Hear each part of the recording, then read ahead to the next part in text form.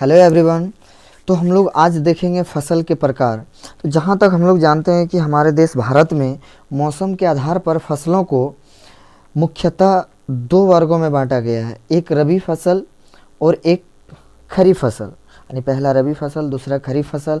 लेकिन इन दोनों के बीच में एक और फसल उगाई जाती है जिसे हम लोग जायद फसल के नाम से जानते हैं। किन फसल के नाम से जानते हैं?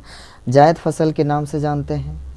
तो चलिए हम लोग बारी बारी से देखते हैं कि रबी फसल क्या है, खरीफ फसल क्या है और जायद फसल क्या है। इनके अतिरिक्त भी एक आता है नकदी फसल, उसे भी हम लोग चलते चलते देख लेंगे।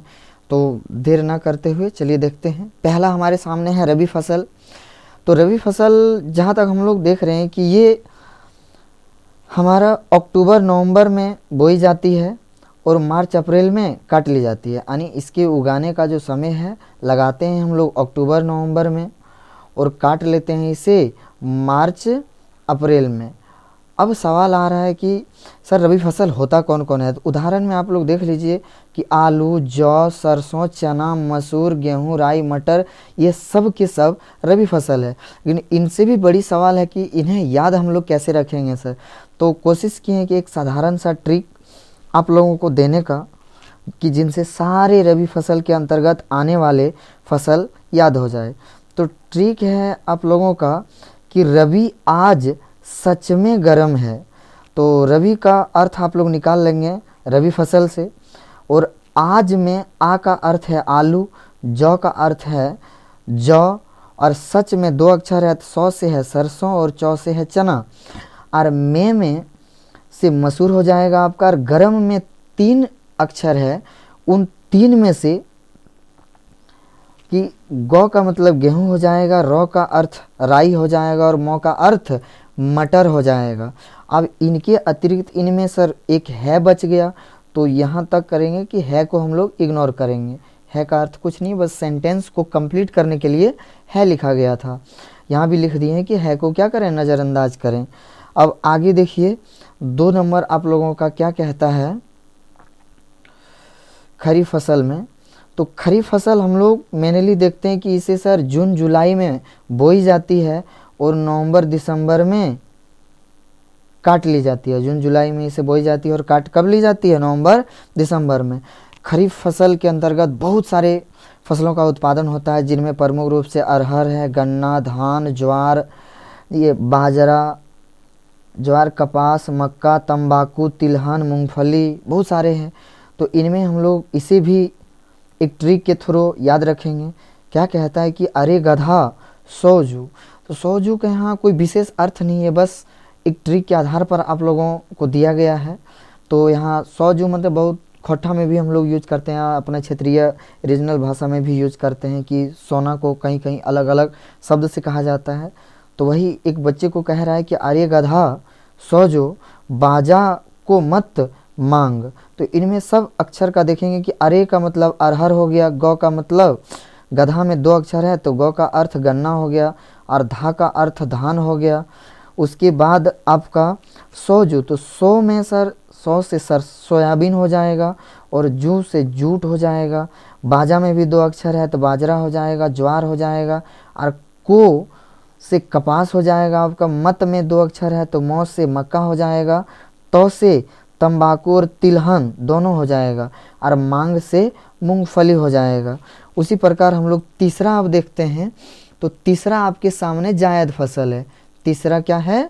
जायद फसल। तो जायद फसल इन दोनों के बीच के समय में, यानी रबी फसल और खरीफ फसल के बीच जो लू के दिन में, गर्मी के दिन में, धूप के दिन में जो समय बच जाता है, जो समय हमारा क्या होता है, बच जाता है, उन्हीं दिनों में जायद फसल का उपज होता है। तो देखिए यह फसल आपका कब, मई जून में बोई जाती है और जुलाई अगस्त में क्या कर ली जाती है, काट ली जाती है। यानी जुलाई के आसपास इसे, यानी खरीफ फसल से पहले इसे काट ली जाती है। अब ध्यान दीजिए कि सर इसका उदाहरण क्या क्या है। तो तरबूज है, टमाटर है, उड़द, खीरा, खरबूजा, ककड़ी, राई, मूंग, लौकी, यानी इसमें आपको मैक्सिमम लत वाले फल देखने को मिलते हैं। तो चलिए इसके लिए भी एक छोटा मोटा ट्रिक है। क्या ट्रिक है कि जा ताऊ खीरा खाकर मूंग लो, यानी बहुत सारे लैंग्वेज में कि अपने दादाजी को या चाचा को ताऊ कह के पुकारा जाता है, तो वही अपने ताऊ को कह रहा है कि जा ताऊ खीरा खाकर मूंग लो, यानी मूंग कहीं रखा होगा उसे लेने के लिए कह रहा है। तो उनमें देखिए जा का अर्थ हो गया जायद फसल, जा का अर्थ क्या हो गया जायद फसल। ताऊ में 2 अक्षर है तो ता का अर्थ हो गया तारबूज और टमाटर दोनों हो गया, और ऊ से हो गया उड़द, और खी से हो गया खीरा, और रा से हो गया, खीरा से कंप्लीट खीरा है, याद रखिएगा कि खीरा में से कंप्लीट क्या है खीरा है। उसके बाद है खाकर, तो खाकर में 3 शब्द शामिल है, तो खा से खरबूजा, क से ककड़ी, र से राई, मूंग से कंप्लीट आपका मूंग हो गया, और लौ से लौकी हो गया। तो ये 3 फसल यानी प्रमुख मौसम के आधार पर मेनली हम लोग जानते हैं 2 फसल को, एक रबी और एक खरीफ, लेकिन एक तीसरा भी आता है उन दोनों के बीच में जिसे उगाया जाता है। अब इसके अतिरिक्त एक फसल और है जिसे हम लोग नकदी फसल के नाम से जानते हैं। किस नाम से जानते हैं? नकदी फसल के नाम से। नकदी फसल से ऐसे ही देख करके लग रहा है ना कि सर कुछ नगद पानी की बात कर रहा है, यानी कुछ लेन देन पैसा की बात हो रहा है यहाँ पर, तो परफेक्ट वही है। तो इसका देखिए डिफिनेशन है कि वह फसल जो व्यापार के उद्देश्य से अर्थात लाभ कमाने हेतु उगाया जाता है, यानी ऐसे फसल नकदी फसल के अंतर्गत शामिल होता है जिसे बस बेच करके ज़्यादा से ज़्यादा लाभ कमाने के उद्देश्य से उगाया जाता है।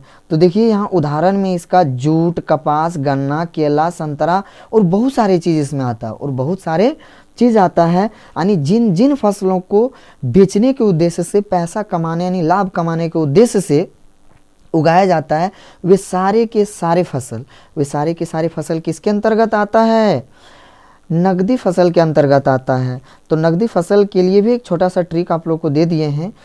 क्या दिए हैं कि नकली कागज पर केला, संतरा, तो नकली से याद रख लीजिएगा कि नकली से नकदी फसल हो जाएगा, और कागज में 3 अक्षर आपका है का, ग और ज, तो का से हो जाएगा कपास, ग से गन्ना, ज से जूट, और केला से कंप्लीट केला आपका है, संतरा से संतरा। अब कुछ बच्चे को लग रहा होगा कि सर हम कपास तो किसी और फसल में पढ़े, गन्ना को भी किसी और फसल में पढ़े, इसमें आपको उस सब से हट के है, यहाँ दिमाग लगाने की ज़रूरत ही नहीं है। यानी आपका रबी फसल खरीफ फसल में भी ये फसल शामिल हो सकता है, क्योंकि वो मौसम के आधार पर उगाया जाता है, लेकिन उद्देश्य इसमें छिपा होता है लाभ कमाने का। इस वजह से इसे नकदी फसल का नाम पड़ा है, क्योंकि इसे उगाकर सिर्फ बेच करके नगद ही वो लेता है, यानी रुपये मुद्रे के रूप में इसका परिवर्तन किया जाता है, उगाकर इसे बेच दिया जाता है। इस वजह से इसका नाम भी पड़ा है नगदी फसल। अब इनके अतिरिक्त एक छोटा सा शब्द आप लोग याद रखेंगे, वो शब्द आपके सामने ये है कि मिलेट। मिलेट का अर्थ बहुत किसी को मालूम भी नहीं होगा, सुना भी नहीं होगा कि ये मिलेट क्या होता है। तो मिलेट का मतलब होता है मोटा अनाज, जो ये पोषक तत्वों से भी भरपूर होता है। इसे याद रखिएगा कि ये पोषक तत्व से क्या होता है? भरपूर होता है। पुराने ज़माने के लोग इसका ज़्यादा इस्तेमाल करते थे, इस वजह से वे लोग हट्ठा कट्ठा तगड़ा हुआ करते थे। तो इसके अंतर्गत क्या क्या आता है सर? मेनली ज्वार, बाजरा और राई आते हैं, ये 3 आते हैं।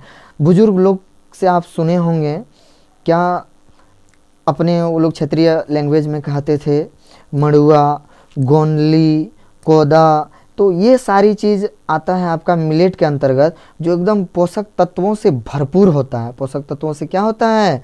भरपूर होता है। तो चलिए एक छोटी सी जानकारी आप लोगों तक मुझे पहुंचानी थी, जिसे मैंने पहुंचा दिया, और बहुत जल्दी अगली जानकारी भी लेकर हाजिर होंगे।